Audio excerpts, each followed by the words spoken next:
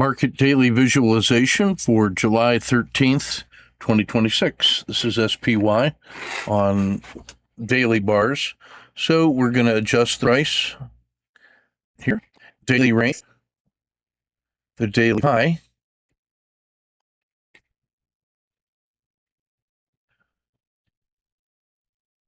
day low, the T-star, 30-period T-star split, the daily reference line,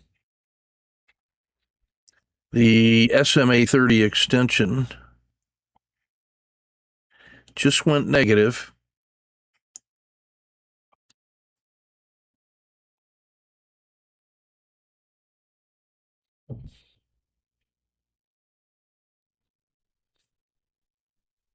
Five-day look back, the 10-day look back, 30-day look back, 20-period regression lagged 10, the 10-period regression projected forward,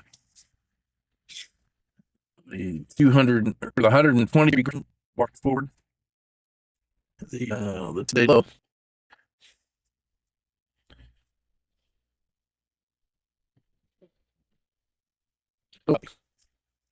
the 150 look back, and that we have now cautiously up.